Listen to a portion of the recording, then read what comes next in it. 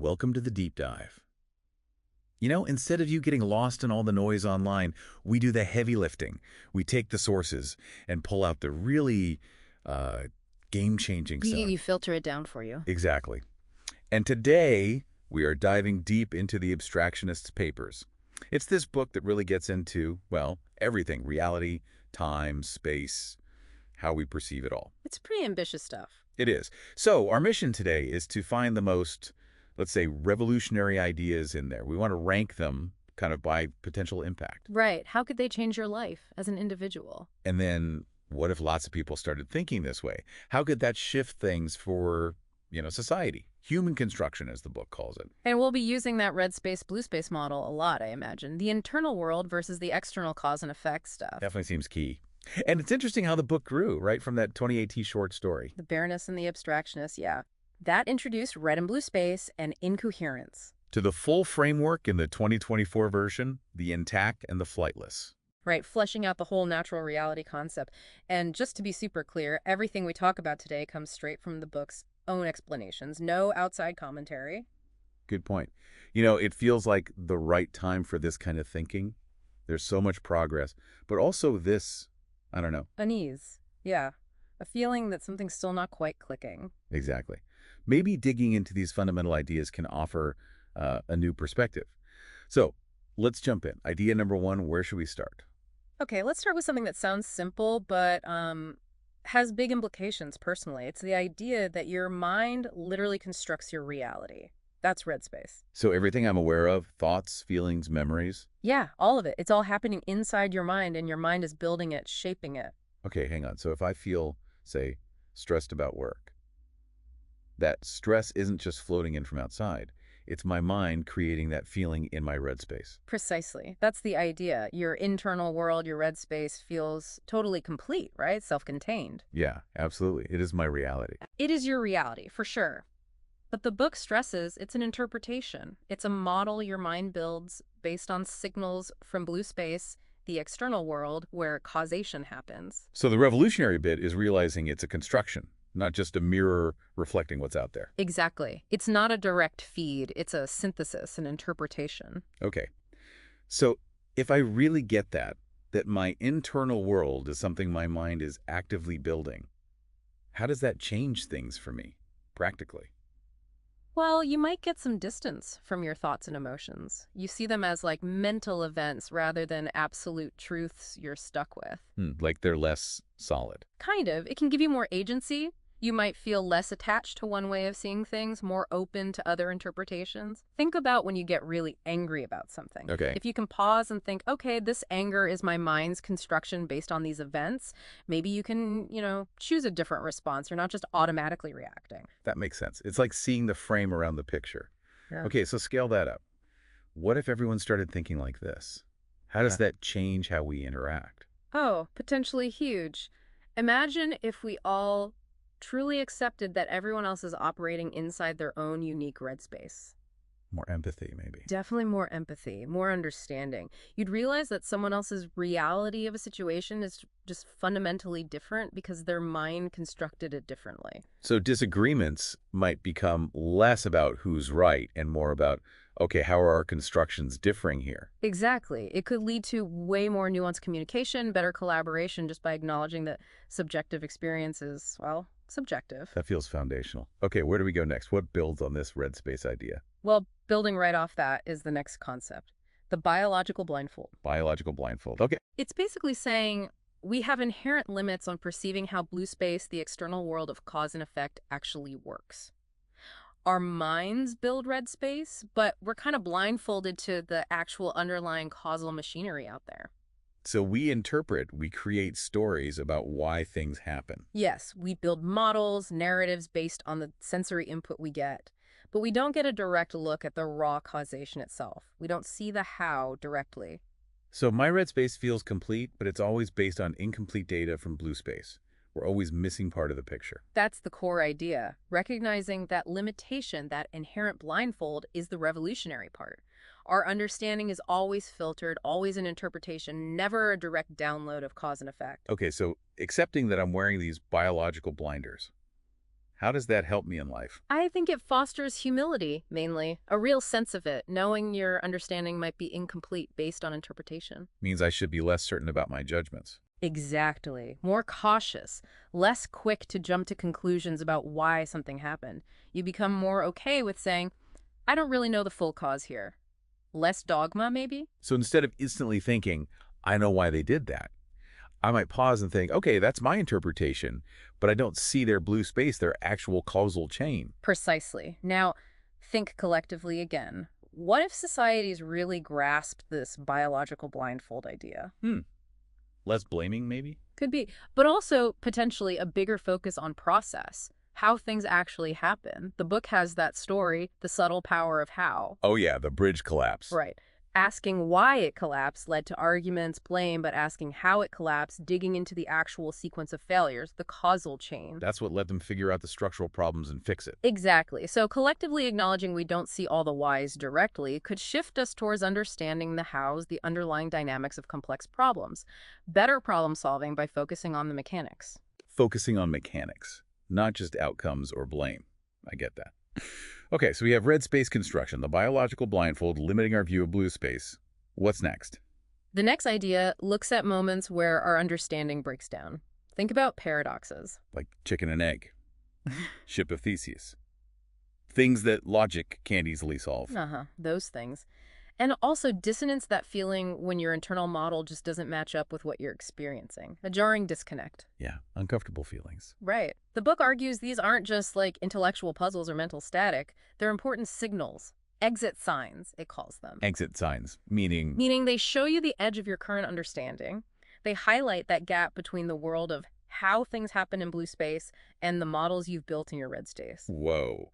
So when my brain feels tied in knots by a paradox, it's not just a bug, it's a feature, pointing out a limit. That's the reframe, yeah. Mm-hmm. And personally, seeing paradox and dissonance this way, not as failures, but as valuable data, that can fuel serious growth. Instead of ignoring the dissonance or trying to force-fit reality into your old model, you see it as a prompt, an invitation to expand your model, question your assumptions, maybe reach a deeper understanding. You use the discomfort. So instead of frustration, curiosity. What limit is this showing me? Exactly. Now, what if societies adopted that view? What if we collectively saw contradictions not as problems to be squashed, but as opportunities? We might be more flexible, less rigid in our thinking. Could be. Less likely to just cling to old frameworks when they start showing cracks. The book suggests that sometimes when faced with a contradiction our models can't resolve, the mind actually invents something new to bridge the gap. Like paradigm shifts in science, maybe? Coming from anomalies that didn't fit. Precisely. Think about those big leaps. A society that welcomes those exit signs, those moments of contradiction, could be much more innovative, more adaptive. Okay, embracing the mental hiccups as pathways. Interesting. What's the fourth big idea? This one clarifies the relationship between blue space and red space even more. It's the idea of orthogonality. Orthogonality. Like in math. Perpendicular lines. Exactly like that. It's saying that causation happening in blue space and interpretation happening in red space are realities of a different kind. They exist on different axes. They're linked, obviously, but they don't overlap or exist on the same plane. So the physical event of, say, rain falling, blue space action, is entirely separate from your interpretation of the rain as gloomy or refreshing or inconvenient. Red space meaning-making. They're linked because one leads to the other, but they aren't the same type of thing. Correct. Interaction happens in blue space, meaning happens in red space. Different dimensions. Okay, personally, how does knowing this help, this orthogonality? It lets you cleanly separate the event from your reaction to it. The causal chain is one thing. The story you tell yourself about it, the emotions it triggers in your red space, that's a separate process. Less reactivity, maybe. More objectivity. Yeah. Potentially, yes. And huge implications for communication. You realize that other people's interpretations will be different because their red space is different. You don't expect their meaning to match yours automatically. So if someone says something blunt, the words of the blue space event, my feeling offended is my red space interpretation. Their intention might be totally different. Exactly right. You separate the data from the interpretation. Okay, and collectively, widespread understanding of orthogonality.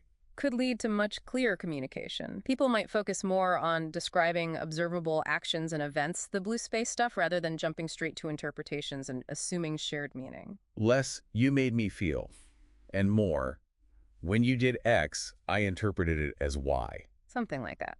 The book mentions that reality translation engine idea, even if it's just in a game context. Right, hinting at ways to bridge those interpretive gaps. Yeah, showing the potential for reducing misunderstandings that come from treating interpretations as if they were the causal events. Okay, that could clear up a lot of conflict.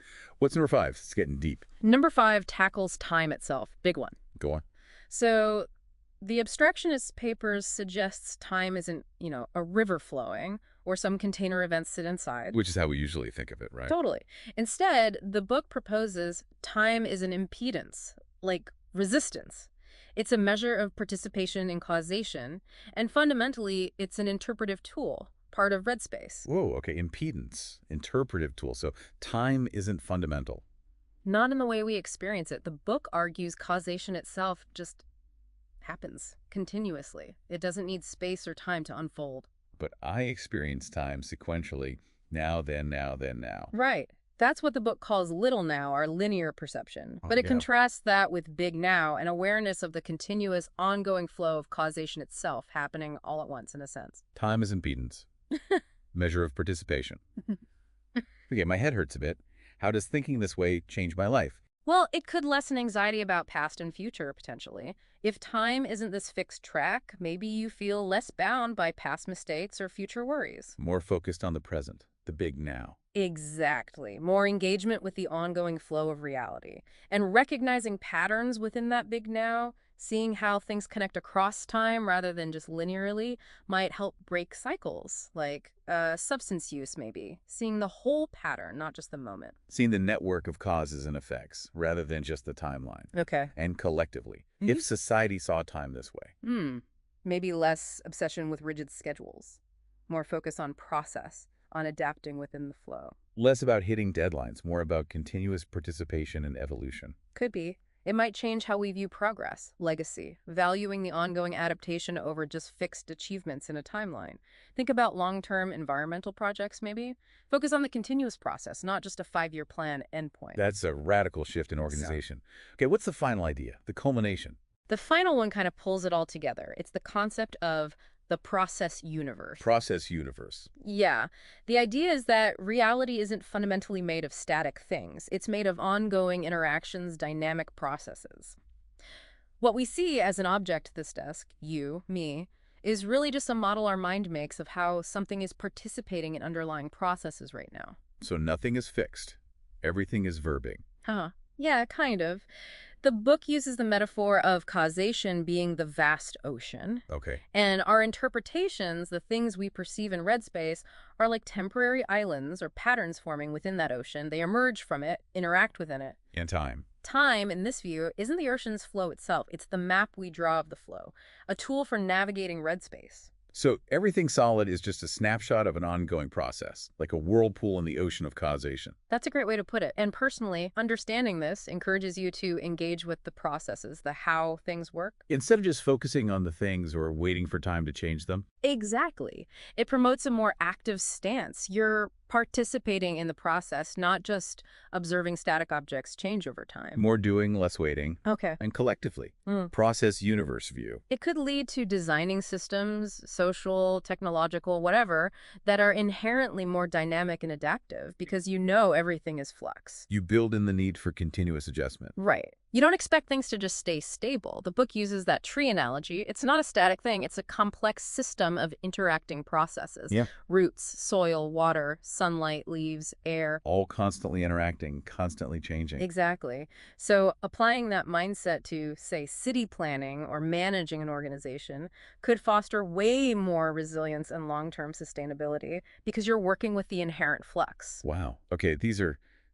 Yeah, revolutionary is the right word. From mind as constructor to time as impedance to the universe as process, it's a whole different way of looking at things. It really is. And remember, these all interconnect within the framework presented in the Abstractionist papers. Yeah. They build on each other. It feels like exploring these gives you, the listener, a real shortcut to grappling with some incredibly deep questions about existence. Agreed. It's a dense but rewarding framework if you engage with it. So let's leave everyone with this thought, drawing from everything we've unpacked. If our perception is a construction, a model built in red space, if time is an interpretative tool, not a fundamental river, if reality itself is this dynamic ocean of process, what else that feels totally fundamental and solid about our experience might actually be? Well, open to reinterpretation, open to a much deeper kind of understanding. That's the big question, isn't it? Definitely something to chew on. Maybe it's an invitation to check out the Abstractionist's papers for yourself and see where these ideas take you.